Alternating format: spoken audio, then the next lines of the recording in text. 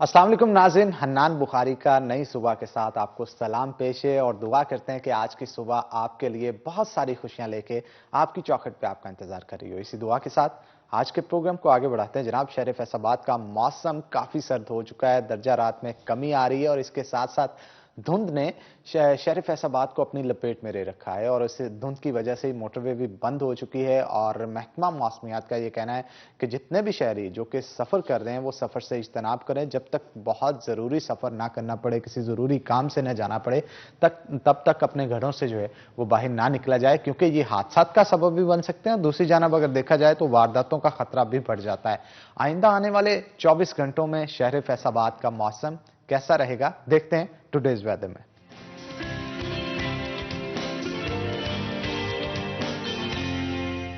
शाहिदा परवीन हमारे साथ मौजूद होंगी। शाहिदा, बताइएगा कि आज शहर फैसलाबाद का मौसम कैसा रहेगा? जी हनान, फैसलाबाद में इस वक्त मौसम जो है वो खासा ठंडा और सर्द है और धुंध ने भी फैसलाबाद और गिरदोनवाह का गिराव किया हुआ है। इससे ना सिर्फ सर्दी की शिद्दत में इजाफा हुआ है तो बल्कि इसके साथ साथ जो ट्रैफिक की रवानी है वो भी मुतासर हुई है। अहम शहरों पर भी रश दिखाई देता है और पुलिस हकाम की जानब से भी शहरियों को ये हदायत की गई है कि वो धुंध की वजह से फोक लाइट्स का इस्तेमाल ज़्यादा करें ताकि किसी भी नाखुशगवार हादसे से जो बचा जा सके। दर्जा हरारत की बात करें तो इस वक्त 3 दर्जा हरारत है कम से कम, जबकि ज़्यादा से ज़्यादा 14 तक जाने का इम्कान जाहिर किया गया। हवा में से नमी का तनासब 70% तक रिकॉर्ड किया गया। महकमा मौसमियात के मुताबिक आइंदा 24 घंटों के दौरान कहीं कहीं बारिश भी हो सकती है, जिससे मौसम जो है वो मज़ीद ठंडा और सर्द होगा और यूं ही सारा दिन जो है वो फोग बरकरार रहेगी। और इस वक्त भी आसमान पर मुकम्मल तौर पर धुंध के बादल जो है वो छाए हुए हैं और सूरज को जो फोग ने वो अपनी लपेट में ले रखा है। जी, बहुत शुक्रिया शाहिदा, आप शहर फैसलाबाद के मौसम का अहवाल बता रहे थे और हम उम्मीद करते हैं कि मौसम इसी तरह खुशगवार रहेगा, लेकिन धुंध के असरात कम नहीं होंगे तो फिर शहरी बाहर कैसे निकलेंगे, अपने मूड को खुशगवार कैसे करेंगे और आउटिंग किस तरह से करेंगे? आउटिंग जरूर करें, लेकिन बाहर के सूरत हाल को देख लें कि धुंध है भी या नहीं, उस हिसाब से बाहर निकलें। तो जनाब आगे बढ़ते हैं। जैसा कि हमने आपको कहा था कि आपके अंदर कोई भी टैलेंट मौजूद है तो उसके लिए आप 30 सेकंड की आप एक वीडियो बना के हमें उस नंबर पर व्हाट्सएप करें जो कि आपकी स्क्रीन के ऊपर दिया जाता है। हम आपका टैलेंट ऑन स्क्रीन दिखाएंगे, आपको प्लेटफॉर्म मुहैया करेंगे जिससे आपकी वीडियो जो है वो वायरल हो। और अगर आपके अंदर सिंगिंग का टैलेंट मौजूद है, आपके अंदर पेंटिंग का टैलेंट मौजूद है, आपके अंदर एक्टिंग का टैलेंट मौजूद है, आपके अंदर डायलॉग डिलीवरी का टैलेंट मौजूद है, या कोई भी टैलेंट आपके अंदर मौजूद है तो आप उसकी वीडियो बना के हमें सेंड कर सकते हैं। यही नहीं बल्कि हम आपकी खुशियों के अंदर भी शामिल होंगे। आपकी बर्थडे अगर सेलिब्रेट कर रहे हैं घर पे तो उस बर्थडे की वीडियो बनाएं और हमें सेंड करें ताकि हम टीवी पे चला के आपकी खुशियों के अंदर जो है इस स्टूडियो से ही शामिल हो सकें। तो आगे बढ़ते हैं जनाब, शहर फैसलाबाद की ही बात करें और इसके साथ साथ बाकी मुल्क की भी बात कर लेते हैं। तो लॉकडाउन का माजर चाहूंगा कह रहा हूं, जो बिजली की लोड शेडिंग हुई है उस लोड शेडिंग की वजह से तमाम लोग जो हैं वो काफी परेशान थे। अब वो परेशान किस तरह से, नेशनल ग्रिड के अंदर कोई ना कोई प्रॉब्लम आई जिसके बाद पूरे पाकिस्तान के अंदर मुख्तलिफ ज्यादातर इलाकों के अंदर लोड शेडिंग जो है वो होना शुरू हो गई और पाकिस्तान तारीखी में डूब गया। उसकी वजह से लोगों ने हुकूमत को काफी तनकीद का निशाना बनाया। अब इसके पीछे वजूहात क्या थी इसके ऊपर भी गुफ्तगू करेंगे और मुल्की सियासत के ऊपर भी गुफ्तगू करेंगे और नून लीग के हवाले से भी मैं बात करना चाहूंगा यहाँ पे कि अगला क्राइटेरिया क्या है उनका, किस तरह से सियासत को लेके आगे चलेंगे। और किरण ने जो वीडियो बनाई है उसके ऊपर हमारे साथ आज डिप्टी इंफॉर्मेशन सेक्रेटरी मुस्लिम लीग नून के मौजूद होंगे और राना एहसान अफजल साहब, और उसके साथ साथ अब्दुल रहमान हमारे साथ मौजूद होंगे।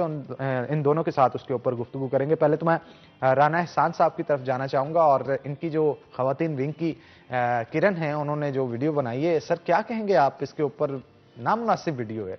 बहुत शुक्रिया। मैं समझता हूँ कि गन्स का यूज़ और उनको वीडियो के अंदर जो है प्रमोट करना बड़ी गलत बात है और ये नहीं होनी चाहिए।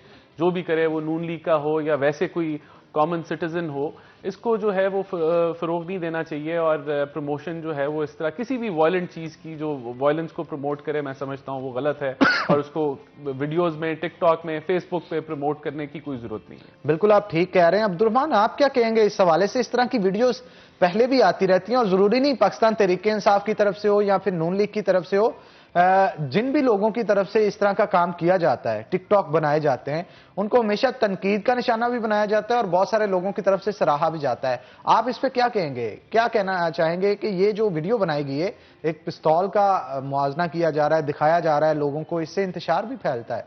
फरहान, आप ठीक कह रहे हैं। ये असल में इस पे तो बाकायदा FIR भी हो चुकी है, कानून अब कार्रवाई अपनी कर रहा है, जो भी करेगा। लेकिन इसमें ये एक वाकई इशू है कि टिकटॉक की वजह से या वैसे ही जो अपनी जो शोबाजी कह लें या कुछ भी कह लें कि वो गन्स का जो इस्तेमाल करते हैं, वीडियोस में बाकायदा दिखाया जाता है, जो हवाई फायरिंग की जाती है मुख्तलिफ इवेंट्स पर, तो ये एक तरह से कानून को जो है वो खुला चैलेंज देते हैं कि मतलब वो कुछ भी कर ले तो कानून उनका कुछ नहीं बिगाड़ सकता। कुछ इवेंट्स पे ये भी देखा गया है कि वो बाकायदा वीडियोस भी बना के प्ले करते हैं, और इसमें ये बड़ा मसला है कि यहाँ पर मामूली सा जो जुर्म है इसको कंसीडर किया जाता है, फ़ौरन इसकी ज़मानत हो जाती है, शख्सी ज़मानत पे भी वो छोड़ देते हैं। तो इस वजह से अगर कोई सख्त जो कार्रवाई अमल में लाई जाए तो फिर इसका इस्तेमाल कम हो सकता है। जितनी इसकी बड़ी जो थोड़ी सी सज़ा, उसकी वजह से जो इसके खिलाफ जो सख्त एक्शन है वो नहीं हो पा रहे। यही वजह है कि बार बार हमें फेसबुक पे या ट्विटर पे या जो टिकटॉक पे ये सीन देखने में मिलते हैं कि जिसमें तमाम लोग ही इन्वॉल्व नज़र आते हैं। कोई शादी की तकरीब देख लें, उसमें भी यही कुछ होता है। कुछ जितनी बड़ी शादी होगी उतनी ज़्यादा जो वायलेशन वहाँ पर। बिल्कुल आप ठीक कह रहे हैं। एहसान, आप क्या कहेंगे? आप डिविजनल इंफॉर्मेशन सेक्रेटरी हैं पाकिस्तान मुस्लिम लीग नून के। क्या आपकी पार्टी के अंदर किसी किस्म के SOPs बनाएंगे कि अगर कोई कारकुन या फिर कोई पार्टी रहनुमा कोई इस तरह की गलती करता है तो उसे पार्टी से निकाल दिया जाएगा या कुछ देर के लिए साइड पे कर दिया जाएगा? कोई इस तरह के SOPs हैं? डेफिनेटली हमारी पार्टी के अंदर एक कमेटी होती है जो कि अगर इस तरह का कोई वायलेशन ऑफ हमारे रूल्स एंड रेगुलेशंस हों, पार्टी के कवानीन की आप खिलाफ वर्जी करें, तो वो कमेटी जो है वो उसके अंदर उस चीज़ को डिस्कस करती है और फिर उसके ऊपर फैसला होता है मुशावरत के साथ। एक यानी कि सिंगल मैन कमेटी नहीं है, उसमें काफ़ी मेंबर्स होते हैं, तो वो फिर मिलकर उसके ऊपर फैसला करती है कि किस तरीके से क्या लायमल इसके ऊपर होगा, वायलेशन के ऊपर क्या सज़ा मिलेगी, क्या जजा मिलेगी और किस तरीके से जो है वो डील किया जाएगा। अच्छा एहसान, क्या कहेंगे? गुज़श्ता दिनों में पाकिस्तान के अंदर एक जो लोड शेडिंग की लहर चली और पूरे पाकिस्तान के जो मेन सिटीज़ हैं उनके अंदर कई घंटों जो है वो लाइट ऑफ रही और यूं कहा जा रहा था कि पाकिस्तान तारीखी में डूब गया। हुकूमत की कितनी नाअहली इसमें शामिल है? देखिए, बहुत बड़ी नाअहली और इनकॉम्पिटेंस है। पहले तो इसकी वजह की ये हुआ क्यों? देखिए, हमारा बड़ा डस्टी इन्वायरमेंट है, डस्ट पार्टिकल्स हमारे इन्वायरमेंट में काफ़ी ज़्यादा तादाद में होते हैं और ये जो ट्रांसमिशन लाइन के जो जॉइंट्स होते हैं और जो ग्रिड के जो जॉइंट्स होते हैं, ये डस्ट उड़ के उसके ऊपर बैठ जाती है। तो ये जो फॉगी सीजन होता है ये उस डस्ट को गीला कर देता है और वो गीले होने की वजह से वो स्पार्क कर जाते हैं। तो आपके नॉर्मल SOP ये हैं कि फॉगी सीजन से पहले आपने उन जॉइंट्स को और जो ग्रिड के ट्रांसमिशन लाइन के जो जॉइंट्स हैं और जो ग्रिड के जॉइंट्स हैं उसकी आपने सफाई करनी होती है। अगर आप उसकी सफाई नहीं करेंगे तो ये मामला हो सकते हैं और इसके इम्कानात बढ़ जाते हैं। और यही हुआ कि जो है वो ग्रिड के जॉइंट्स या ट्रांसमिशन लाइन के जो जॉइंट्स हैं वो स्पार्क किए, फ्रीक्वेंसी के अंदर जो है वो काफ़ी रद्दोबदल आया और उसकी वजह से पूरा जो सिस्टम है वो कोलैप्स कर गया। तो ये अगर इसकी प्रॉपर टाइम के अंदर क्लीनिंग हो जाती तो ये ना होता। लेकिन आप देखें कि ये सिर्फ लोड शेडिंग नहीं है, ये 24 घंटे के लिए, बल्कि अभी तक मैं आपको बताऊं कि प्रॉपर तरीके से जो है वो बिजली बहाल नहीं हुई, क्योंकि जब बिजली एक दफ़ा बंद हो जाए, ये ट्रांसमिशन लाइंस बंद हो जाएं, तो फिर ऑन करने में और प्रॉब्लम्स आ जाते हैं और नमी जमा हो जाती है और फिर ऑन करें तो ज़्यादा। और आप ये देखें कि इन 24 घंटों के अंदर सारी फैक्ट्रीज बंद, सारी सर्विसेज बंद और अरबों रुपए का लॉस हुआ है पूरी कौम को और एक दिन जाया हो गया। तो उस पूरे दिन का जो लॉस है, मैं समझता हूं कि इसके ऊपर इंक्वायरी बैठनी चाहिए, इसका जो है जो जिम्मेदारान हैं उनका तयन होना चाहिए और उनको सजा मिलनी चाहिए, क्योंकि जब तक हम अकाउंटेबिलिटी नहीं करेंगे तो तब तक ये दोबारा होता रहेगा। अच्छा, डिपार्टमेंट के लोग क्या कर रहे थे? डिपार्टमेंट को भी तो वहां पे इंजीनियर्स भी होते हैं, इलेक्ट्रिकल और बहुत सारे आला ओहदों पे बैठे लोग भी होते हैं जिन्हें इन तमाम चीजों का इल्म होता है। क्या आप ये भी नाअहली नहीं समझते बड़े अफसरान की कि इल्म होने के बावजूद भी ऐसा नहीं? क्योंकि ये ऐसी चीज नहीं है कि 1 मिनट में आया और सब कुछ खराब करके चलेगी। कुछ ना कुछ मेंटेनेंस की, जैसे आप बात कर रहे हैं, उनको हर चीज का इल्म तो होता होगा कि फलां जगह पे मेंटेनेंस की जरूरत है, फलां जगह पे मालूम होने के बावजूद भी अगर नहीं किया गया और जो अरबों का नुकसान आप बता रहे हुआ है, इसका जिम्मेदार तो फिर वो भी होंगे। बिल्कुल, देखें आपके जो मेंटेनेंस के स्केड्यूल्स होते हैं, इसी को मैनेजमेंट आप कहते हैं कि आपने जो सीनियर अफसरान होते हैं वो नीचे मेक श्योर करते हैं कि जो एसओपीज बने हुए हैं उन पे फॉलो हो रहा है, नहीं हो रहा, उन पे यानी कि प्रॉपर मेंटेनेंस हो रही है, स्केड्यूल फॉलो किया जा रहा है या नहीं किया जा रहा है। जब ये चीजें ना हो तभी सिस्टम कोलैप्स होता है। अब मैं आपको छोटी सी मिसाल दूं, घर की छत होती है, छत के ऊपर जो बरसाती नाला बना होता है, अगर आप उसकी सफाई ना करें तो वो छत पे पानी खड़ा हो जाएगा, छत पे पानी खड़ा होगा, वो पानी जो है वो सीप करके आपकी छत लीक करना शुरू हो जाएगी। तो ये जनरल मेंटेनेंस है, ये आप पूरे हर सिस्टम पे आप इसको अप्लाई कर लें। अगर वासा है, उसके सीवरेज हैं, अगर उनकी मेंटेनेंस नहीं होगी वो क्लॉग कर जाएंगे, ओवरफ्लो कर जाएंगे। इसी तरह आपकी सड़कें हैं, अगर सड़कों पे छोटे से खड्डे बने हुए हैं, आप उनके ऊपर पैच वर्क नहीं करेंगे तो वो टोए बन जाएंगे और फिर आपको हजारों के बजाय लाखों जो है खर्चने पड़ेंगे। और यही आपने देखा कि यही अगर सफाई हो जाती इन जॉइंट्स की और ट्रांसमिशन लाइन की मेंटेनेंस प्रॉपरली हो जाती तो ये अरबों रुपए का लॉस ना होता। इसी चीज को मैनेजमेंट कहते हैं और यही चीज जो है हमें इस हुकूमत में नहीं नजर आ रही। यहाँ बहुत बड़ी इनकॉम्पिटेंस है मैं समझता हूँ हुकूमत की, और इसके ऊपर प्रॉपर इंक्वायरी होनी चाहिए। अच्छा, क्या कहेंगे, अपोजिशन की तरफ से कहा जा रहा है कि पीडीएम का बट्ठा बैठ गया है, अब आगे ये मूव फॉरवर्ड नहीं कर सकती। आपको क्या लगता है आने वाले दिनों में स्ट्रेटेजी क्या होगी? देखें, पीडीएम तो हुकूमत में नहीं है, पीडीएम ने तो अवाम को डिलीवर नहीं करना। अवाम को किसने डिलीवर करना है? वो हुकूमत ने करना है, जो कि नहीं कर सकी। तो पट्टा तो हुकूमत का बैठा हुआ है। पीडीएम का काम है कि वो जो नुक्स हैं, जो इनकी नालायकियां हैं, वो हाईलाइट करे अवाम के सामने। और मैं समझता हूं कि ये पाकिस्तान के लिए बहुत अच्छा हुआ है कि ये 10 जमातों का जो इत्तेहाद है ये तगड़ा हो गया और ये दिखा रहा है आईना हुकूमत को हर रोज। मैं समझता हूं कि हमारा एजेंडा यही था कि हम इस नायल हुकूमत को खत्म करेंगे, आज भी वही एजेंडा है, आज भी हमारा इत्तेहाद कायम है। और मैं समझता हूं कि बेशक अगर एक स्ट्रैटेजी के ऊपर फर्क आया, वो इस्तीफे देने की स्ट्रैटेजी थी, और उसकी वजह यही थी कि सारी पार्टीज का अपना वर्जन था और उस वर्जन के अंदर किस तरीके से टारगेट वही था कि हुकूमत को गिराना है, लेकिन इस्तीफों के ऊपर हर पार्टी का अपना एक मुख्तलिफ राय थी। तो वहां अगर इत्तेफाक नहीं हुआ, लेकिन बाकी जो हमारे 26 नुकात हैं पीडीएम के, उसके ऊपर सारी जमातें जो हैं वो इत्तेहाद में हैं और उसके ऊपर काम हो रहा है। और मैं समझता हूं अभी लॉन्ग मार्च भी हो सकती है, इन हाउस तब्दीली भी हो सकती है। ओवरऑल एक प्रेशर हुकूमत के ऊपर पीडीएम का है, जिसकी वजह से मेरे ख्याल से अगर ये प्रेशर ना होता तो शायद हुकूमत अभी भी सोई होती। अभी तो हमने इसको सोती हुकूमत को थोड़ा बहुत जगाया है, तो ये इन्होंने भागदौड़ शुरू कर दी है। लेकिन मैं समझता हूं कि अभी भी पीडीएम का बड़ा एक किरदार है इस मुल्क के अंदर, और वो हम लोग अदा करेंगे ऑपोजिशन की सूरत में। बिल्कुल, आप ठीक कह रहे हैं। अब्दुर्रहमान भी हमारे साथ मौजूद हैं, अब्दुर्रहमान से भी गुफ्तगू करते हैं।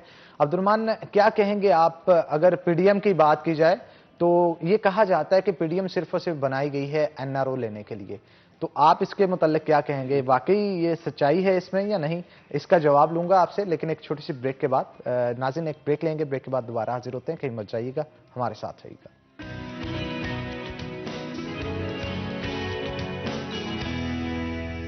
वेलकम बैक नाज़रीन, ब्रेक के बाद खुश आमदीद। हमारे साथ अब्दुर्रहमान मौजूद है, मजीद गुफ्तगू उनके साथ करते हैं। अब्दुर्रहमान, क्या कहेंगे आप, एनआरओ की जंग जो लड़ी जा रही है पीडीएम की जानिब से? हनान, देखिए, जितनी भी पाकिस्तान में मूवमेंट्स चली हैं, इससे पहले भी एमआरडी एआरडी कोई भी बात कर लें तो उसका एक प्रॉपर एक मकसद होता है जब सियासी पार्टीज इकट्ठी होती है। देखिए, किसे एनआरओ की ज़रूरत है? जो इल्ज़ाम लगाया जाता है मियां मोहम्मद नवाज शरीफ वो बाहर बैठे हुए हैं, उनको कोई कुछ नहीं कर सकता, और वो बाकायदा तौर पर हुकूमत की और अदालत की इजाज़त से गए हैं। मरीम नवाज को जो केसेस हैं उन पर ऑलरेडी चल रहे हैं, वो इलेक्शन नहीं लड़ सकती। उनके जो मामला अदालतों में है, कुछ केसेस नए नैब की जानब से खोले जा रहे हैं। शाद खान अब्बासी 6 माह से ज़ायद अरसा जो है वो ऑलरेडी जेल में रह चुके हैं। राना सनाउल्लाह खान या साद रफ़ीक या ख्वाजा आसिफ अभी जो नैब की हिरासत में। तो ये किसी एनआरओ की ज़रूरत है? मतलब मौलाना फजलुर रहमान को ये हाथ डाल नहीं सकते। देखें, पीडीएम जो बनाई गई थी, इन्होंने ये अपने आप को सेव करने के लिए बनाई थी अगले इलेक्शन से पहले, या समझ लें कि जो एस्टेब्लिशमेंट का रोल है वो मिनिमाइज करने के लिए बनाई थी इंतखाबात में। देखिए, अगर आज इंतखाबात होते हैं तो देख लें कौन जीतेगा। पीटीआई की तो शायद कोई टिकट भी लेने के लिए तैयार ना हो। जो भी आएगा उसके लिए सेम वही मुश्किलात होंगी जो एस्टेब्लिशमेंट ने पाकिस्तान पीपल्स पार्टी की हुकूमत के लिए पैदा की, जो PMLN की हुकूमत के लिए पैदा की माजी में भी, और अभी जो रिसेंट टेनोर है हम उसमें भी देख लें। तो इन्होंने इससे बचने के लिए ये PDM बनाई है। जैसे इससे पहले दोनों पार्टियों ने इससे पहले भी अपना जो कॉन्टैक्ट किया था ताकि इनसे बचा जा सके, लेकिन नहीं बचे। अब मजीद पार्टीज उसमें शामिल की गई हैं। कुछ जो सेटअप जिसके बारे में कहा जा रहा है कि इसको 10 साल के लिए चलाया जा रहा है, जैसे ये अफवाहें हैं या जो बड़े लोग इस तरह की बातें करते हैं, उससे भी बचना चाहते हैं। हुकूमत गिराना इतना बड़ा मसला नहीं होता। हुकूमत गिराने के लिए इनके पास जो नंबर्स हैं वो भी तकरीबन पूरे हैं। बहुत थोड़े वोटों पर पंजाब हुकूमत खड़ी है, बहुत थोड़े वोटों पर फेडरल गवर्नमेंट खड़ी है।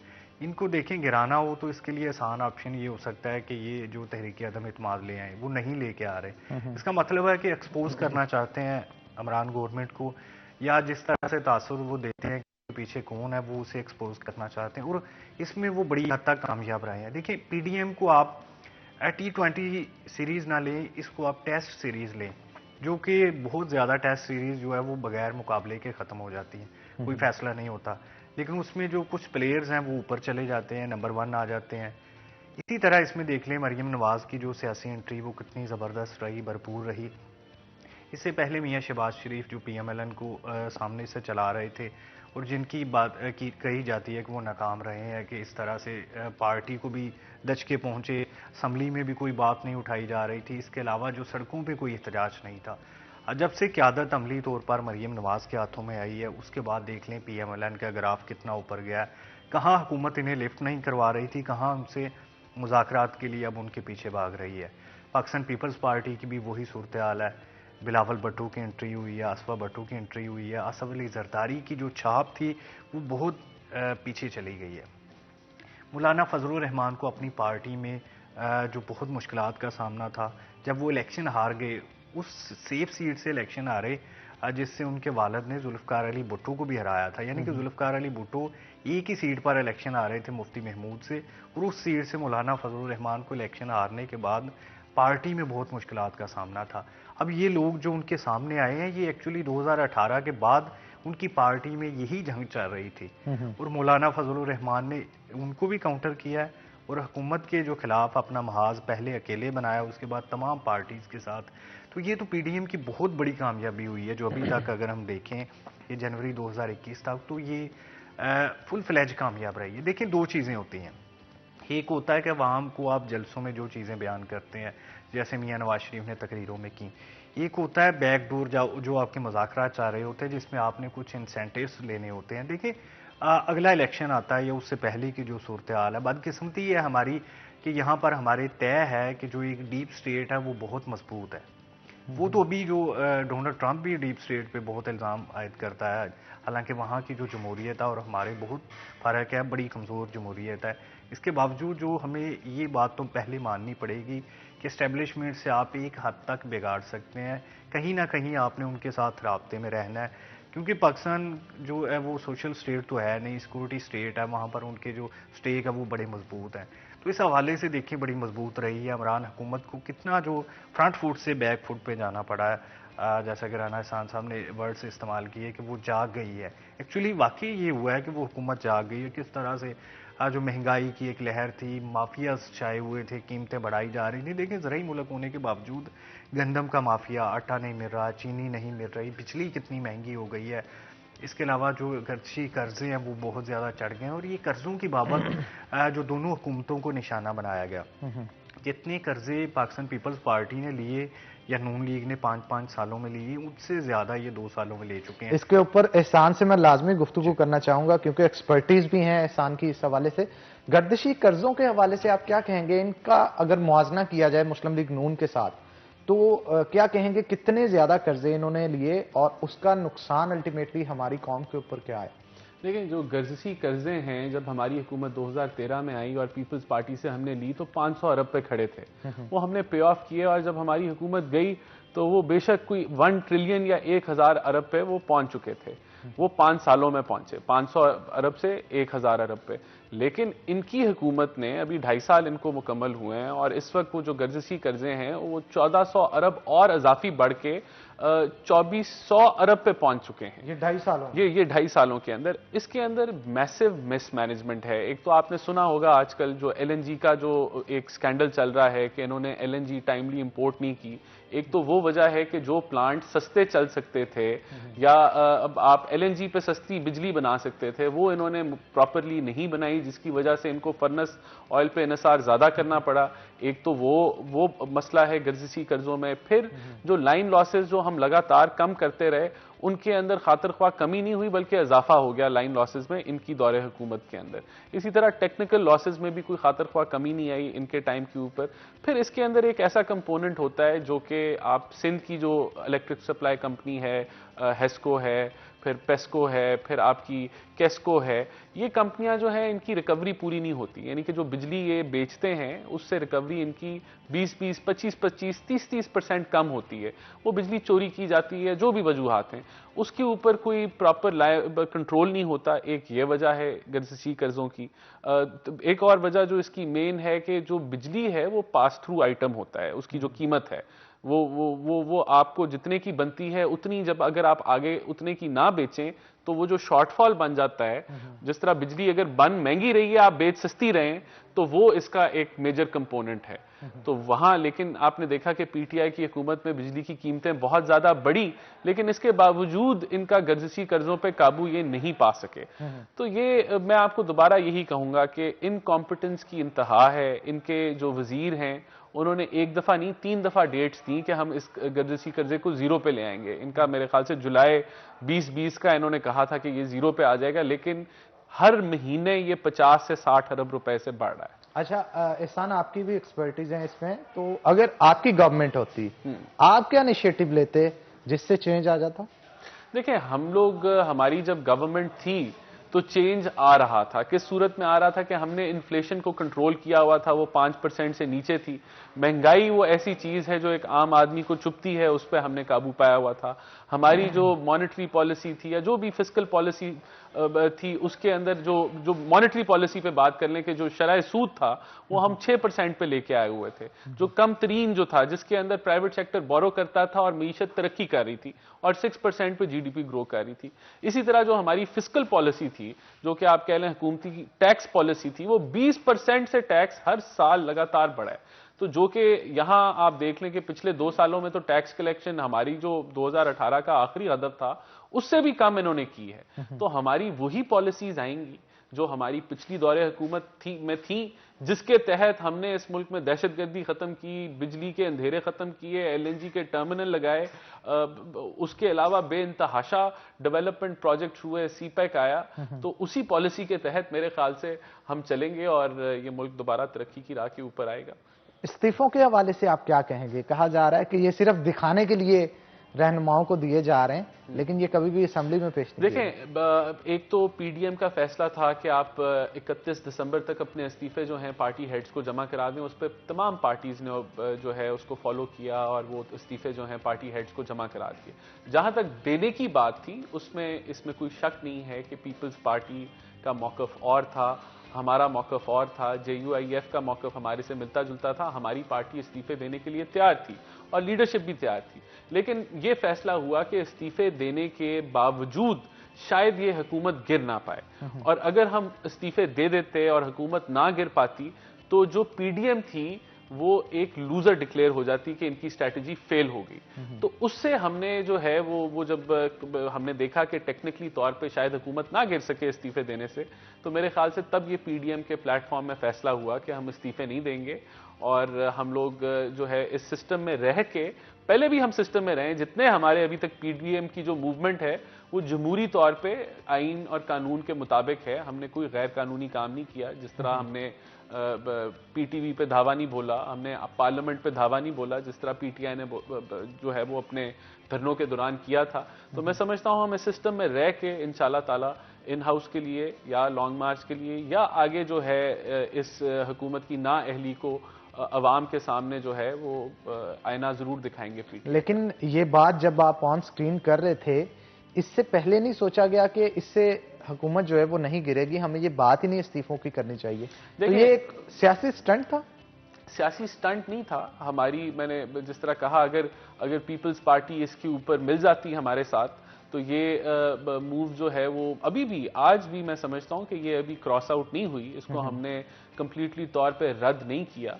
ये अभी भी अगर आगे जाके हमारे जितने भी स्ट्रैटेजीज हैं हम उनको अपनाएंगे और फिर एक स्ट्रैटेजी की कामयाबी के मुताबिक फिर हम अगली स्ट्रैटेजी पे मूव ऑन करेंगे। तो ये अभी भी ऑन कार्ड्स है। मैं नहीं समझता ये पॉलिटिकल स्टंट था या कोई, देखें, एक जो स्ट्रांग ऑपोजिशन होती है वो किसी भी जमहूरियत के हुस्न को बढ़ाने के लिए होती है, जमहूरियत को मजबूत करने के लिए होती है। और मैं समझता हूं कि पीडीएम जो है वो पाकिस्तान के लिए बहुत ज्यादा फायदेमंद है, क्योंकि ये एक तगड़ी ऑपोजिशन है, ये हुकूमत को टोज पे रखेगी, हुकूमत को चेक करेगी और इस हुकूमत को जो है इंशाल्लाह ताला इससे निजात भी हासिल करेगी। तो ये कोई भी जो हमारी मूव है वो स्टंट नहीं है, वो इसीलिए है कि ये मुल्क जो है इसकी मईशत तबाह हो चुकी है, यहाँ महंगाई बेइंतहा हो चुकी है। तो इन चीज़ों को कंट्रोल और चेक करने के लिए हम यहाँ मौजूद हैं और इंशाल्लाह इस हुकूमत को, अवाम को हम रिलीफ लेके देंगे। ये कहा जाता है कि पीडीएम की तरफ से जो जलसे किए गए, खास तौर पे डिक्लेयर किया गया था 4 दिसंबर वाला और लाहौर वाला, कि ये नाकाम रहे, आप इससे एग्री करते हैं या नहीं? इसके ऊपर गुफ्तगू करेंगे एक ब्रेक के बाद। तो नाज़रीन, एक ब्रेक लेंगे, ब्रेक के बाद दोबारा हाजिर होते हैं, कहीं मत जाइएगा, हमारे साथ रहिएगा।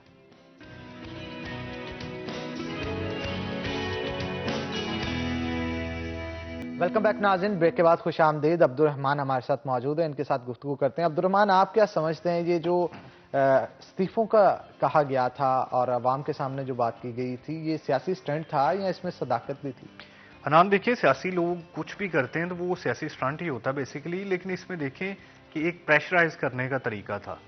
अब इसमें पाकिस्तान पीपल्स पार्टी का जो मौकफ है बड़ा प्रैक्टिकल है कि देखें, अगर इस्तीफे दे देते हैं असम्बली से और हुकूमत नहीं गिरती, उसके बाद दोबारा इलेक्शन होते हैं, री इलेक्शन हो जाते हैं उस पर, तो अब क्या होगा कि यही सीटें वापस लेने के लिए पीडीएम को अपने लाले पड़ जाएंगे और ये सीटें वापस नहीं मिलेंगी जितनी इन्हें जनरल इलेक्शन में मिली थी। क्योंकि देखें, फेडरल में गवर्नमेंट है, सिंध में है, पंजाब में है, तो ये उल्टा पड़ जाएगा। 2/3 तो उनको इसी असम्बली से मिल जाएगी, फिर उसके बाद वो 18 अमेंडमेंट को भी रोल बैक करेंगे और जो दिल चाहेगा वो तरमीम करेंगे। ये बड़ा मसला बन इसीलिए थोड़ा सा इन्होंने एग्जैक्टली ये इस्तीफे तब देंगे जब इन्हें यकीन हो जाएगा कि अब आवाम इतनी इनके खिलाफ हो चुकी है कि उसके बाद जो दोबारा से ज़िमनी इंतखाबात करवाना इनके बस में नहीं रहेगा, या कह लें कि जब एस्टेब्लिशमेंट इनके साथ नहीं रहेगी तब ये इस्तीफे देंगे, चाहे वो जनरल इलेक्शन से कुछ माह पहले हो, 1 साल पहले हो, तब तक जब तक ये यकीन दहानी ना हो जाए कि अब जो इनका तकरीबन 400 के करीब टोटल जो सीटें बनती हैं वो छोड़ने से हुकूमत गिरेगी। अगर 1% भी चांस हुआ कि हुकूमत नहीं गिरेगी तो एक भी इस्तीफा नहीं होगा। और बिल्कुल यही आप ठीक एक्चुअली कह रहे हैं। प्रैक्टिकल सोच है। बिल्कुल आप ठीक कह रहे हैं। आगे बढ़ते हैं जनाब। एहसान, हमारा एक रैपिड फायर क्वेश्चन का सेगमेंट होता है, तो हम आपसे कुछ सवाल करेंगे, आपको उनके जवाब देने होंगे। पहले तो स्टार्ट करते हैं कि आपको एक लफ्ज़ बताऊंगा, उस लफ्ज़ को सुनते ही आपके माइंड में जो भी आए आप उसका जवाब दीजिएगा। स्टार्ट करें जनाब। जी बिल्कुल। शहर फैसलाबाद। खूबसूरत। खूबसूरत। खाना, मनपसंद खाना? आलू कीमा। आलू कीमा। कीमा मटन का या फिर बीफ का या फिर चिकन का? मटन। मटन का। अच्छा, मनपसंद सिंगर? सिंगर राहत फतेह अली खान। राहत फतेह अली खान साहब। अच्छा, फेवरेट ड्रेसिंग? पैंट और शर्ट। Pant shirt. पसंदीदा मिठाई? Gulab jamun. Gulab jamun. Travelling? Gilgit Baltistan. Favourite destination? मैं नॉर्वे गया था, नॉर्वे बहुत खूबसूरत है। खूबसूरत। पसंदीदा मशगला? पसंदीदा मशगला तो जो है वो सियासत। सियासत है, सियासती मशगला है और सियासत को ही अपनाया है। और ये कहा जाता है कि जब आपका मनपसंद मशगला ही आपका जो ऑफिशियली जिसमें काम आप कर रहे हैं वो बन जाए, तो ये आपकी जिंदगी जो है बेहतरीन गुजरती है। तो अच्छी चीज़ है, ऐसा होना चाहिए। फेवरेट सियासी शख्सियत कौन है, मरियम नवाज और नवाज शरीफ से हटके? एहसन इकबाल साहब मैं समझता हूँ कि बड़े इंटेलेक्चुअल हैं। राना सनाउल्लाह साहब बहुत मैं समझता हूँ कि एक कॉम्पिटेंट हैं और फिर बहादुर आदमी हैं। इसके अलावा शाहिद खाकान अब्बासी साहब। पसंदीदा खेल? पसंदीदा खेल सियासत। यानी सियासत को भी आप खेल के तौर पे ही लेते हैं, तो इसमें भी विकेट उड़ने के भी चांसेस होते हैं, बाज़ बात बंदा छक्का भी मार जाता है। लेकिन एहसान ने एक छक्का मारा था, वो 4 दिसंबर वाला, क्योंकि मेन रूहे रवां उस इवेंट के एहसान ही थे, तो उसके लिए जनाब आपको मुबारकबाद भी हम आपको देते हैं। एहसान अगर सियासतदान ना होता तो क्या होता? आखिर मैं सियासतदान ना होता तो मुझे जब मैं कॉलेज में था तो मुझे एक्टिंग का बड़ा शौक था। अच्छा। तो मैं वो जो कॉलेज के जो ड्रामेटिक सोसाइटी थी उसका मेंबर था, तो हर एनुअल प्ले में मैं हिस्सा लेता था। एहसान, ये चीज तो आपने कभी बताई नहीं, आपके अंदर तो फिर एक छुपा हुआ आर्टिस्ट है। अच्छा, वैसे आर्टिस्ट बाजुकात ना सियासत में भी काफी कामयाब रहता है, आर्टिस्ट जो होता है ना एक्ट करने में काफी कामयाब रहता है। तो मैं जनाब आपसे एक सवाल पूछूंगा, कुछ उसके ऑप्शंस होंगे, उनमें से एक आपको चूज करना होगा। कैंडल लाइट डिनर पे किसके साथ जाना चाहेंगे? माया अली, सना जावेद, सजल अली? सजल अली। सजल अली, क्या चीज अच्छी लगती है उसमें? मुझे वैसे तीनों का नहीं पता, लेकिन सजल के साथ पता सारा होगा, लेकिन आप फनकार है ना इसलिए छुपा रहे हैं, लेकिन टीवी पे सेफ साइड भी आप रख रहे हैं थोड़ी थोड़ी। शादी हुई है वैसे आपकी? जी हुई है। तो वो भाभी देख रही है इस वक्त मेरा ख्याल, इसीलिए मेरे दूसरा ज़हन जो में जवाब पहला दिया ना सवाल था आपने। मेरी बेगम, लेकिन फिर आपने कहा कि चॉइसेस ये हैं। अच्छा जी, मुस्लिम लीग का शहर फैसलाबाद का टाइगर कौन है? राना सनाउल्लाह, आबद शेर अली? मैं समझता हूँ राना सनाउल्लाह साहब। राना सनाउल्लाह। मूवी में अगर हीरो आना चाहें तो किसके साथ आना पसंद करेंगे? आयजा खान, मायरा खान, सबा कमर? मायरा खान बड़ी अच्छी एक्टर है। मायरा Actress खान हैं, जी। जस्ट एक्टर अच्छी है, Actress अच्छी हैं, फेशियली भी खूबसूरत एक्ट्रेस है। खूबसूरत एक्ट्रेस है। तो भाभी एहसान भाई कह रहे हैं कि इन्होंने अगर हीरो आना होगा मूवी में तो मायरा के साथ आएंगे, मायरा इनको बहुत पसंद है। तो आगे चलते हैं जनाब, किससे मुस्कुरा के सलाम लेंगे, किससे बस सलाम लेंगे और किसे देख के रास्ता तब्दील कर लेंगे? शहबाज शरीफ, बिलावल भुट्टो जरदारी, मौलाना फजलुर रहमान? शहबाज शरीफ से मुस्कुरा के सलाम लूंगा, जाहिर सी बात है। बिल्कुल। बिलावल भुट्टे से दूसरा ऑप्शन क्या थी? बिलावल भुट्टो और मौलाना फजलुर रहमान। फिर नेक्स्ट बिलावल भुट्टो और फिर एंड में मौलाना फजलुर मौलाना रहमान। जी, आपको देख के एहसान जो है वो रास्ता तब्दील कर लेंगे, आपसे सलाम जो है वो नहीं लेंगे। तो आगे चलते हैं, किसी एक के साथ अगर आपको पूरा दिन गुजारना हो तो किसके साथ गुजारना पसंद करेंगे? आप भी फ्री हैं, वो भी फ्री हैं, इनमें से चूज करना है और दिन गुजारना है। शेरी रहमान, शीरी मजारी और फिर दोस्त आशिक अमान?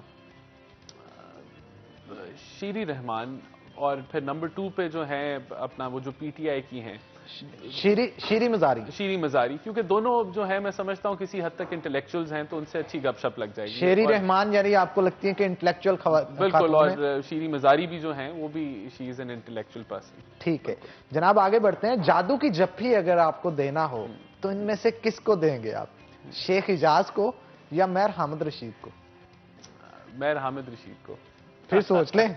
बिल्कुल, हमारे हल्के के एमपी हैं, तो बिल्कुल वो मैंने इसलिए सोचने पे कहा नाज़रीन, क्योंकि इस दफा जब इलेक्शन हुए थे तो राणा साहब के ऊपर जो है वो राजा रियाज थे। बाजकात हल्के में ये भी कंट्रोवर्शियल चीज थी कि राणा सनाउल्लाह माजूद चाहूँ कह रहा हूँ, मैर हामिद रशीद के साथ राजा रियाज जो है उनकी फोटोज लगी हुई थी। मेरे ख्याल से दोबारा ऐसे नहीं करेंगे, दोबारा ऐसा नहीं होगा। चलें ठीक है जनाब, तो बहुत शुक्रिया एहसान आज के शो में आपका आने के लिए। अब्दुर्रहमान आपका भी बहुत शुक्रिया आज के शो में आने के लिए। वेलकम बैक नाज़रीन, ब्रेक के बाद खुशामदीद। अगर आप चाहते हैं कि आपके हेयर स्टाइल बेहतरीन हो तो आपको जाना होगा प्राइम हेयर क्लब पे, क्योंकि मेरा हेयर स्टाइल भी प्राइम हेयर क्लब की तरफ से बनाया गया है। और अगर आप भी चाहते हैं अपनी शख्सियत को चार चांद लगाएं तो जना कॉलोनी जाएं और वहां पे अपना बेहतरीन सा हेयर स्टाइल बनवाएं। और आगे बढ़ते हैं, हमारा किचन का सेगमेंट स्टार्ट हो चुका है, लेकिन किचन में जाने से पहले मैं फिर से आपसे अर्ज करूंगा कि आपके अंदर कोई भी टैलेंट अगर मौजूद है, उसके लिए आपको अपनी 30 सेकंड की वीडियो बना के हमें व्हाट्सएप करना होगा उस नंबर पे जो कि आपकी स्क्रीन के ऊपर दिया जा रहा है। और जो भी टैलेंट आपके अंदर मौजूद है, चाहे वो सिंगिंग का हो, एक्टिंग का हो, डायलॉग डिलीवरी का हो, पेंटिंग का हो, या कोई भी आर्ट आपके अंदर छुपी है, तो उसे छुपाएं मत, यकीन जानिए उसे सामने लेके आएं, वो वायरल हो सकती है। वायरल होने में हम आपकी मदद करेंगे और इसके साथ साथ आपकी खुशियों के अंदर भी शामिल होंगे। किसी की अगर बर्थडे है, अपनी बर्थडे सेलिब्रेशन की 30 सेकंड की वीडियो बना के हमें व्हाट्सएप करें, हम आपकी खुशियों के अंदर अपने स्टूडियो से शामिल होंगे और उससे ऑन एयर भी करेंगे। तो चलते हैं किचन में और देखते हैं कि आज हमारे शेफ आबिद उर्फ यूके शेफ क्या बना रहे हैं। अस्सलाम वालेकुम शेफ, कैसे? सलाम सर, कैसे हैं आप? ठीक हैं? ठीक ठाक शेफ, आप बताएं, ठीक ठाक हैं, फिटफाट हैं? जी जबरदस्त सर। जबरदस्त। तो आज मेरे हंडिया भी कोई जबरदस्ती बनाए ना, क्या बना रहे हैं? पेशावरी हांडी बनेगी सर। पेशावरी हांडी तैयार की जी, जाएगी जी। आज। पेशावरी हांडी तो जनाब काफी पॉपुलर है जी, जी, और लोग इसे काफी पसंद भी करते हैं, क्योंकि जिस तरह से ये पकाई जाती है, जो हाँ जी। स्पाइसेस ऐड किए जाते हाँ हैं, जी। इसका टेस्ट दूसरी कढ़ाइयों से बिल्कुल Different है थोड़ा। मुनफरिद होता है। जी, जी, जी। तो क्या रेसिपी क्या है इसकी सर 4 हमारे पास टमाटर है। हम्म। इसको हम थोड़ी देर ना पानी में उबालेंगे। हाँ, जब हाँ। इसका छिलका उतरने लग जाए ना, इसको हम सेपरेट रख के ना ऑयल डालेंगे। हमारे पास गार्लिक ग्राइंड किया हुआ है, इसके यानी क्या है गोल्डन घी होगा हमारे पास, इसमें डाल के ये थोड़ा सा इसको पकाएंगे। फिर उसके बाद ये टमाटर हमारे पास उबले होंगे ना, वो इसके अंदर डालेंगे। प्याज नहीं इसमें डालेगा। ये पेशावरी हांडी। अच्छा, वो कहा जाता है पेशावरी हांडी सिर्फ और सिर्फ टमाटरों में ही जी जी बनाई जाती है। आज इसका फुल रेड कलर होता है सर। रेड कलर होता जी, जी। है, रेडिश होगी आज। जी। तो जनाब मैं चाहता हूं आप बताएं, लेकिन ये बताएं कि पहले इसे तैयार किस में किया जाएगा? सर गोल्डन घी में आई जो कढ़ाई।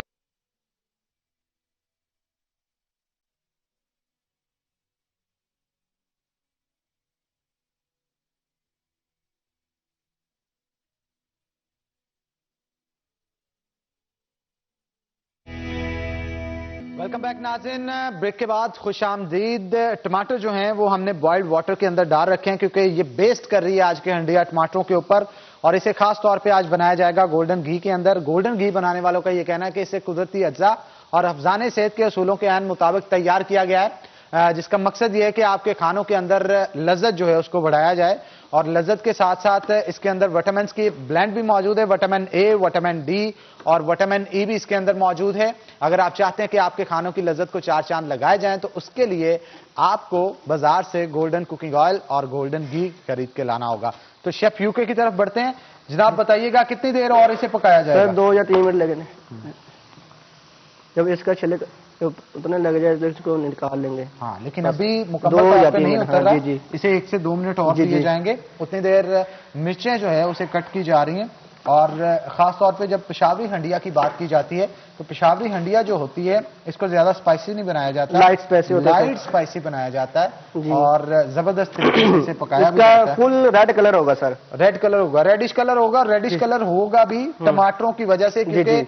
दूसरे इंग्रेडिएंट्स से ज्यादा इसमें टमाटर जो है वो यूज इसमें किए सर जाएंगे। हम हल्दी ऐड नहीं करेंगे सर। जो इसमें- मर्जी ऐड करें, जो जी। मर्जी ना ऐड करें, लेकिन मैं आपको बता दूं आज हंडिया अच्छी बननी चाहिए, क्योंकि हमारे पास जो गेस्ट होंगे आज बड़े ही बारीक और खाने को समझने वाले, जी। टेस्ट के हवाले से कॉन्शियस है काफी। तो उन गेस्टों के लिए आपने जो है वो खाना जबरदस्त सा बनाना है। जी, जी। हाँ, और अगर उन्होंने पास कर दिया ना, यकीन जानिए अब तक जितने भी गेस्ट आए हैं उनका पास करना और है, और इनका पास करना और है। मेरी मुराद इजाज शेर अली जनाब साहब से है, क्योंकि जितने ही अच्छे सिंगर हैं उतने ही अच्छे फूड लवर भी हैं, और बहुत फूड के हवाले से हिस्स जो है अपने अंदर रखते हैं। टेस्ट करके बता देते हैं फौरन से ये अच्छा है नहीं अच्छा। तो वेलकम करते हैं एजाज भाई आपको शो के अंदर। आखिरकार हमने पकड़ ही लिया आज आपको, और उनके साथ साथ मोहम्मद काशिफ मौजूद हैं, जो कि हमारा नया उभरता हुआ सितारा है, शहर फैसलाबाद का नौजवान सिंगर है, और अभी गाना भी एक रिलीज करने जा रहे हैं जल्द। हम आज उनसे उनका गाना भी सुनेंगे। तो पहले मैं एजाज शेर अली की तरफ चलूंगा। तो एजाज क्या कहेंगे आप? खाने पक रहे हैं आज, और सर्दी में खाने जो हैं वो मूड को काफी बिल्ड कर देते हैं, और जब सिंगर की बात आती है, सिंगर तो बड़ा कॉन्शियस होता है, टेस्ट उसके बर्ड्स इस तरह से डेवलप होते हैं कि वो चख के ही बता देता है जनाब ये खाना, वो जिसे कहते हैं हमारी जुबान में सुरीला बना है या नहीं। क्या कहेंगे? एक्चुअली हनान भाई, पहले बात यह है कि इस मौसम में 2 चीज़ों का बहुत मज़ा आता है। खाने का अक्सर बात होती है कि खाना और खाने का, गाने का और कपड़ों का, हर चीज़ का मज़ा इस मौसम में बहुत आता है। तो जहाँ तक रही खाने सुरीले होने की बात, तो वो तुझे 1 मिनट में पता चल जाए। 1 मिनट में ये पता 2-3 चीज़ें ऐसी हैं जिसकी दाद जो है ना उसके चखने से पता चल जाती, उसकी स्टार्टिंग से पता चलती। गाना, खाना और हुक्का, ये ऐसी तीनों चीजें, इसकी दाद फौरी मिलती है, और इसकी जो जिसको हम कहते हैं ना कि भाई कख नहीं कीता, वो भी फौरी उसी वक्त आपको मिल जाता है। बिल्कुल जनाब, मैं यहाँ पे तारीफ जरूर करवाना चाहूंगा। एजाज शेर अली हमारे फैसलाबाद का बहुत बड़ा नाम। शेर अली जो है उनके बेटे हैं, और शेर अली मेर अली का नाम सिर्फ और सिर्फ पाकिस्तान ही नहीं बल्कि ऑल ओवर द वर्ल्ड जो है वो कव्वाली की दुनिया में बहुत ऊपर माना जाता है। इवन राहत फतेह अली खान साहब हमारी दावत पे जब स्टूडियो में आए थे, उनके साथ भी गुफ्तगू इंटरव्यू से पहले जो मेरी चल रही थी, तो उनसे बात हुई, तो जब शेर अली मेर अली का नाम आया तो उन्होंने जो एक्सप्रेशंस दिए, उन्होंने जिस तरह से तारीफ की उनकी, तो मुझे बड़ा अच्छा लगा, बड़ा अच्छा महसूस किया कि इतनी बड़ी हस्ती उनको किस जगह पे, किस मुकाम पे, किस स्टेटस पे उनको समझते हैं। क्या कहेंगे आप? बिल्कुल जी, एक्चुअली राहत फतेह अली खान साहब जो हैं, पहले तो हमारा जो म्यूज़िक का जो रिलेशन है उनके साथ, वो ये है कि मेरे अब्बू के जो उस्ताद हैं, उस्ताद बख्शी इस्लाम साहब, वो नुसरत फतेह अली खान साहब के वालिद के शागिर्द हैं, उस्ताद फतेह अली खान साहब। अरे क्या बात है! तो इस निस्बत से हमारे लिए वो बड़े काबिल एहतराम है, बहुत रिस्पेक्टेड है। तो ये भी एक रिलेशन है। और वैसे भी जो राहत खान साहब जो हैं, राहत भाई, वो बहुत प्यार करते हैं अब्बू की, बहुत इज्जत करते हैं, अब्बू को ताया जी बोलते हैं वो। तो जब भी मिले उन्होंने बहुत ऑनर दिया, बहुत रिस्पेक्ट की है, इसी वजह से कि वो बड़े बादब हैं, इसी वजह से मौलाना ने उनको इतना नवाजा। यही वजह है। और यकीन जानिए जब वो यहाँ पे भी आए थे, जितनी खूबसूरती के साथ वो बात कर रहे थे, जितने हम्बल होके बात कर रहे थे, मतलब एक गलत परसेप्शन किसी हद तक पोर्ट्रे उनका किया जाता है राहत फतेह अली खान का कि आज बड़े स्टार बन गए हैं, तो ये है तो वो। मैंने तो यकीन जानिए उनको इतनी सी भी है ना उनके अंदर, या इतनी सी भी कोई बोमजाजी नहीं देखी उनके अंदर। आर्टिस्ट जो होता है ना, वो कभी भी ये चीजें उसमें होती ही नहीं, जो प्योर आर्टिस्ट होता है।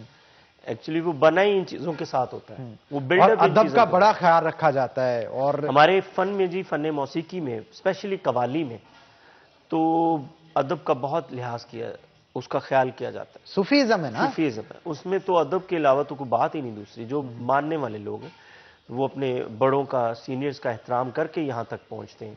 तो ये देखिए, अल्लाह ने उनको अगर ये मुकाम दिया तो उसके पीछे ये सारी चीजें हैं, तभी अल्लाह ने उनको ये लेवल और मुकाम दिया। बेशक।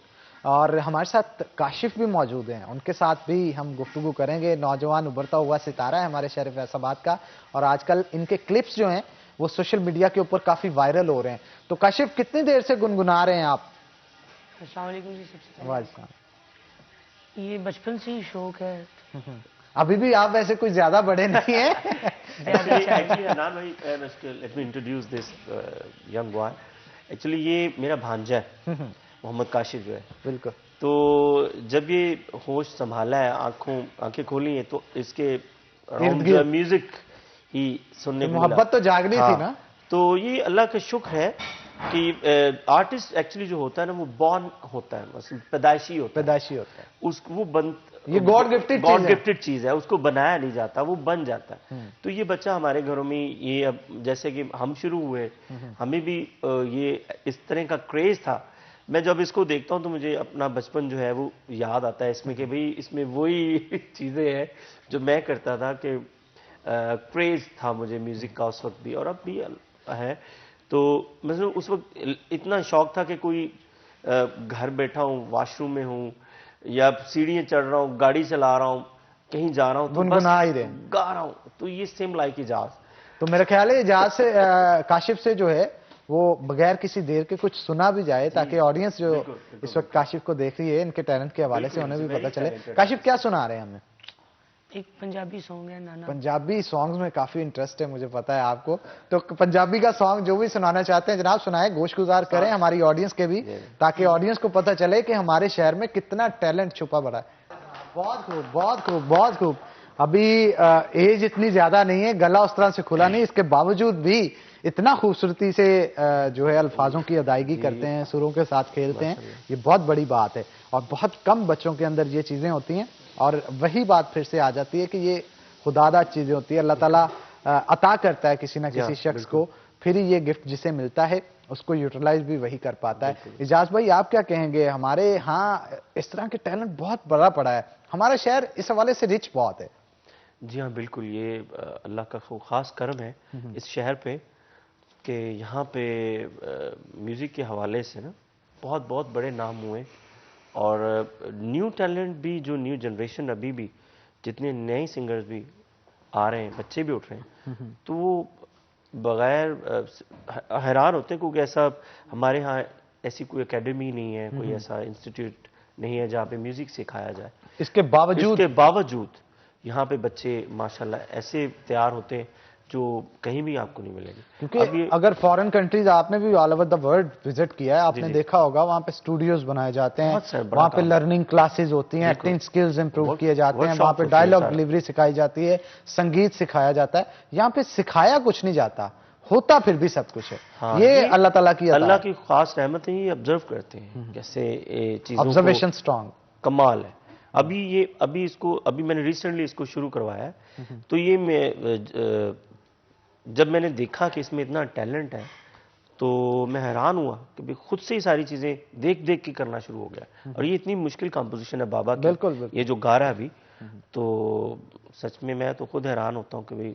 अच्छा, वैसे ये कंपोजिशन भी खुद कर लेता है? हाँ, खुद कर लेता है कंपोजिशन। और ये बहुत बड़ी असल सिंगर मेरा ख्याल बनता ही तब है जब उसे कंपोजिशन आ जाती है। बड़ा अभी गजल वो क्या थी वो सुनाओ जरा काशिफ। जरूर जो गजल है वो सुनाए ताकि ऑडियंस को हम बता सकें हमारे यहाँ कितना टैलेंट है हमारे शरीफ फैसलाबाद। अच्छा, ये इसी की कंपोजिशन है? नहीं, वो पहले अब्बू की सुनाई, अब ये अपनी, अब जो अपनी कंपोजिशन है वो सुनाने जा रहा है। जनाब क्या बात है, जनाब क्या बात है, छागे जनाब आप तो। इतनी खूबसूरत कंपोजिशन और इतनी कम उम्र के अंदर, यानी ये साहब सिंगर तो अच्छे हैं ही हैं, क्रिएटिव इंसान भी है। और क्रिएटिविटी जब तक आपके अंदर नहीं ना आती तब तक किसी भी चीज में आप आगे नहीं जा सकते। और क्रिएटिविटी काशिफ के अंदर काफी ज्यादा देखने को मिली। अल्लाह का शुक्र है जी, बड़ा खुश हूँ कि हमारे घर में एक और दो दिया जो है वो जल गया। अच्छा, वैसे काशिफ ये कंपोजिशंस बनाते कैसे हैं आप? आपके माइंड में ये चीजें आती कहाँ से? सुन के सबको वैसे जो एक होता है चीजों को फिर मिक्सअप करते हैं और कोई नई चीज भी ज़हन में आई उसे इम्प्लीमेंट करके देखते हैं। अगर फिट बैठ गई, उस्तादों ने पास कर दिया तो उसे आगे लेके चलते हैं। एक्चुअली मैं एफएससी प्री मेडिकल कर रहा हूँ डॉक्टर, सो उसमें वो कहते हैं कि यार ये बड़ी मुश्किल स्टडी है, तो फिर भी आप कैसे कर लेते हैं? मुझे नहीं पता मैं कैसे कर लेता हूँ, ये एक शौक है। बिल्कुल, ये शौक है और शौक के बिना ये चीज जो है वो मुमकिन नहीं। इसके ऊपर मजीद गुफ्तगू करेंगे लेकिन एक छोटी सी ब्रेक के बाद। तो नाज़रीन एक ब्रेक लेंगे, ब्रेक के बाद दोबारा हाजिर होते हैं। कहीं मत जाइएगा, हमारे साथ रहिएगा।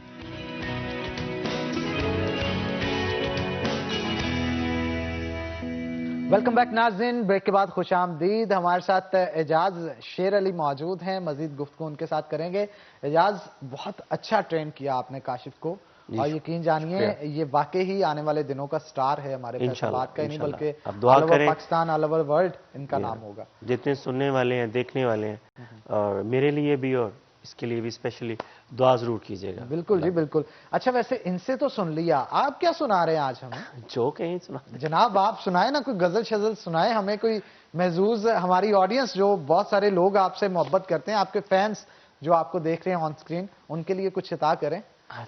बहुत खूब जनाब, बहुत खूब, ब्रावो ब्रावो। यकीन जानिए बहुत खूबसूरत आपने ये गजल जो है वो गुनगुनाई है और इस आवाज को सुनते ही इंसान किसी और ही दुनिया में पहुंच जाता है। क्या लिरिक्स थे और उनके साथ जो इंसाफ किया आपने, क्या सुर लगाए। सुर जो है वो कानों में रस की तरह घुलते चले गए और बड़ी ही खूबसूरत आवाज में, बड़ी खूबसूरत अंदाज में आपने इसको निभाया। तो मुझे ये बताएं कि ऑल ओवर द वर्ल्ड आपने घूमे हैं, वहां पे कंसर्ट्स परफॉर्म किए हैं, कव्वाली भी गुनगुनाई है। ज्यादा मजा कौन सी कंट्री में आपको आया, पाकिस्तान से हट के अगर बात करें? कव्वाली से रिलेटेड अगर किसी कंट्री में मजा आया तो वो साउथ अफ्रीका। उसकी क्या खास वजह थी? उसकी खास बात यह है कि वहां पे एक्चुअली जो समा का एक खास रंग है जो यहाँ हम पाकिस्तान में देखते हैं, वो आपको सेम वही नजर आएगा। वो ऑडियंस स्पेसिफिकली हमारी पाकिस्तानी कम्युनिटी या इनसे हटके? वो एक्चुअली वो सब लोग इंडियंस उधर मूव हुए हैं। अच्छा। वो बहुत अरसा दराज से वो वहाँ पे लोग हैं, तो वहाँ पे वो फिर जो न्यू जनरेशन भी वो सारे कवाली से, उनका ख्वाजा खाजगान से और हुजूर साबिर पाक से और आका दो जहां से जो मोहब्बत है उनकी, वो बहुत वहाँ पे जो मुसलमान भाई बहन हमारे हैं वो बहुत शौक और ज़ौक से महफिल्स करवाते हैं और बड़े इश्क से कवाली जो है प्रॉपर तरीके से वो हॉल्स में, सिनेमा हॉल्स में कवाली के शोज होते हैं सीरियसली, और बड़े बहुत इश्क से वो महफिल सुनते। अच्छा, वैसे आपने जो कॉम्बो बनाया था ना, वो कॉम्बो भी बड़ा हिट हुआ था, इंटरनेट पे वो वायरल भी काफी हुआ। पाकिस्तान भी आप उनको लेके आए थे, फॉरेनर बैंड जो है मेरा आपके साथ कंपोजिशन की थी, उनके हवाले से भी थोड़ा सा बताएं कैसा एक्सपीरियंस रहा आपका? सर बहुत अच्छा एक्सपीरियंस अल्हम्दुलिल्लाह। वो बैंड जो है वो तकरीबन उसके हम 3 एल्बम जो है रिकॉर्ड कर चुके हैं। एक एल्बम को तो उसने मार्क हावर्ड ने प्रोड्यूस किया है, all over the world wide उसको रिलीज किया हमने, और उसको गाफा मैगजीन जो यूरोप का सबसे बड़ा मैगजीन है, उस वो जो ऑर्गेनाइजेशन है उन्होंने हमें 5 स्टार्स दिए हैं उस बैंड को। और इस साल का जो वहाँ पे टॉप 10 सॉन्ग्स में भी मेरा सॉन्ग वो हमारा एक आइटम आया है, जो कि एक हमारे एल्बम का वो सॉन्ग है। तो वो भी नॉमिनेट हुआ ग्रैमी अवार्ड, न्यूयॉर्क इंग्लैंड का ग्रैमी अवार्ड भी, और यूरोपियन ग्रैमी अवार्ड में भी नॉमिनेशन हो चुकी है हमारे एल्बम की। अच्छा, वो कौन सा सॉन्ग है जो उस पर इस वक्त टॉप पे जा रहा है यूरोप के अंदर, आपका जो आप बता रहे हैं उसे थोड़ा सा गुनगुना के भी बताएं ना हमें, ताकि ऑडियंस को पता चल सके उस सॉन्ग के हवाले से। अच्छा सर, वो मैं थोड़ा सा एक्चुअली वो है तो प्रॉपर बैंड के साथ। हाँ, लेकिन हमें वैसे लिरिक्स 2-4 सुना दें ताकि ऑडियंस को पता चल सके वो सॉन्ग है कौन सा।